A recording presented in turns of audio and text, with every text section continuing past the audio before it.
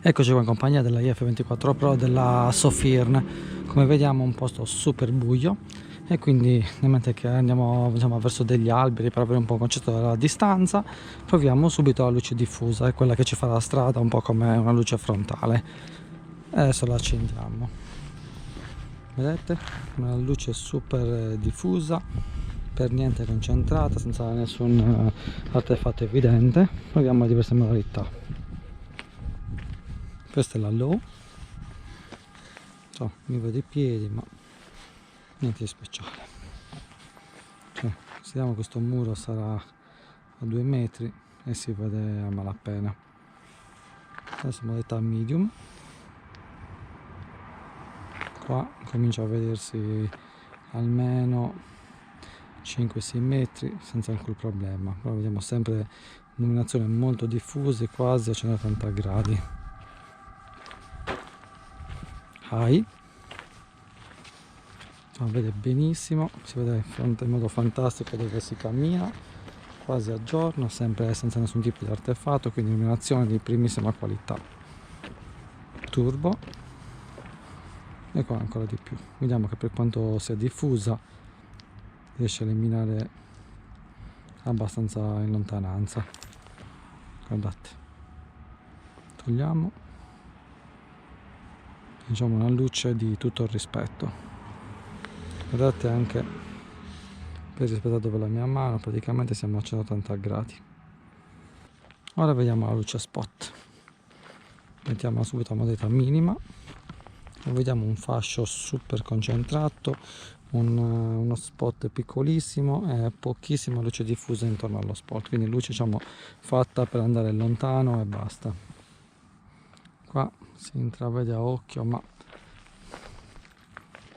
si intravede questo albero a occhio, sarà a 5-6 metri, però diciamo che non si va tanto alto. Poi abbiamo un altro albero a una decina di metri, a occhio vediamo che viene illuminato, ma la telecamera non rende tantissimo, quindi questa è la modalità minima, low. Adesso mettiamo la modalità medium e qua vediamo che già sulla distanza si vede meglio in questi alberi, su queste palme. Questa qui sarà una decina di metri, questa terza una quindicina, quindi già la modalità medium di tutto il rispetto, però non arriviamo a vedere la fine di questo vialetto. Modalità high, eccola qua illumina veramente benissimo, quindi luce perfetta per la distanza, e vediamo tutto questo vialetto che sarà lungo forse una cinquantina di metri.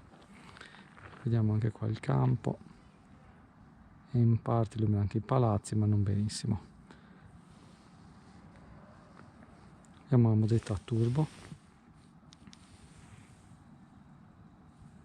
Sì, qua si vede benissimo anche come illumina i palazzi. Guarda, saranno quelli forse una sessantina, forse anche un centinaio di metri. Guardate come illumina benissimo.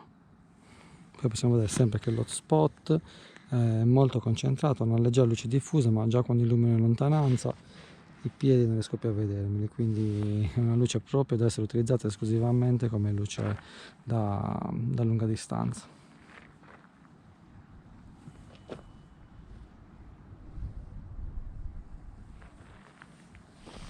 Eccola qua. Ora la facciamo riposare un attimo, che era in turbo da questo tempo, e facciamo un breve confronto con la Warrior 2 Mini. Andiamo direttamente in turbo, tanto sono quelle le cose che vogliamo vedere. Quindi Warrior 2 Mini in turbo, IF24.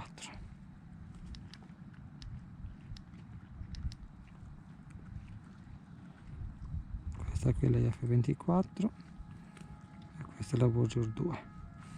In definitiva vediamo è ben più potente, quindi hotspot molto più visibile, per quanto la Warrior 2 Mini sia molto più concentrato il fascio. Quindi la Warrior 2 Mini è un fascio molto più limitato, con un bello hotspot circostante, ci permette anche di vedere dove camminiamo, mentre la F24 fascio esclusivamente a lunga gittata, anche perché se volessimo usare comunque la luce diffusa abbiamo la luce laterale. Eccoli di nuovo insieme, Warrior 2 Mini, IF24. L'ultimo confronto lo facciamo con la Baton 3 Pro, ecco qua, direttamente in turbo. qui neanche a paragone. Button 3 turbo, sì, i palazzi si vedono, illumina bene, ma diciamo è molto più diffusa l'illuminazione. Vedete? Button 3 Pro, IF24, ecco così in turbo. Anche la IF24 sembra sovrastarla abbastanza, ma più che altro vince sulla lunga distanza. Vedete qui i palazzi, IF24, Button 3 Pro, illuminazione molto più diffusa e quindi in lontananza abbiamo un po' meno penetrazione.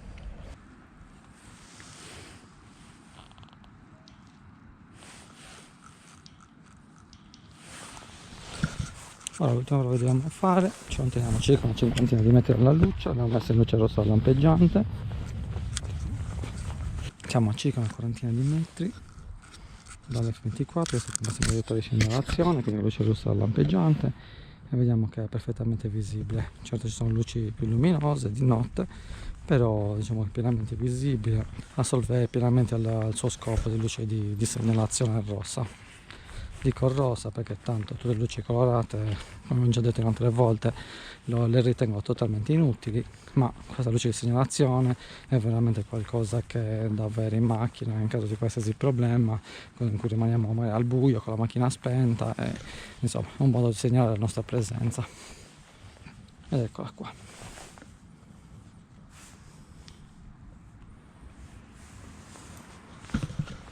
Mettiamo un attimo la luce laterale per vedere un attimino come illumina.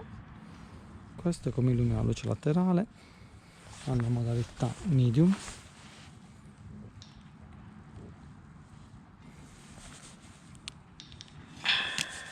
E questo è come cade quando non la metti bene.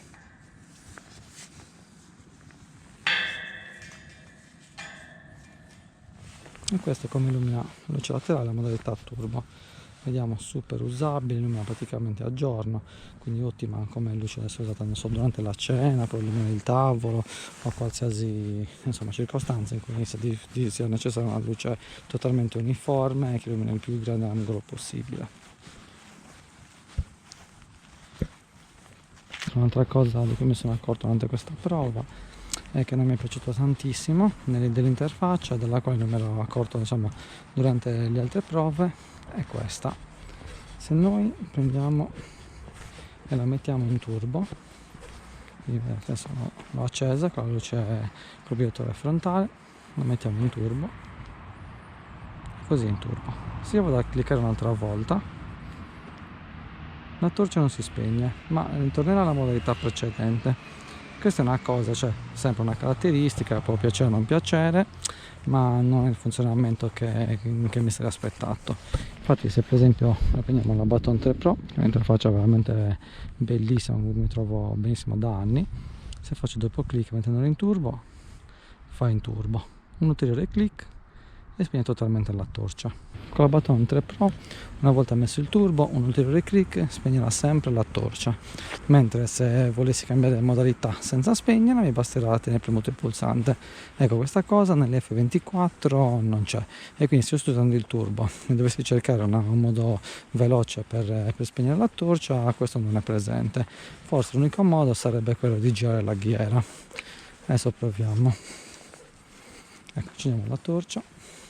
Questo è l'F24, doppio clic turbo, l'unico modo di spegnerla è girare la ghiera. Questa potrebbe essere una soluzione, però diciamo che questo piccolo appunto dell'interfaccia di cui mi sono accorto oggi le toglie qualche punto. Certo non sono tutti i giorni lì che metto il turbo e poi voglio la torcia spenta, però mi piace poterla spegnere in fretta qualora lo ritenga necessario. Quindi doppio clic turbo, un ulteriore clic, torna alla modalità precedente, quindi dovrò premere un'altra volta ancora per spegnerla totalmente. E questo è quanto.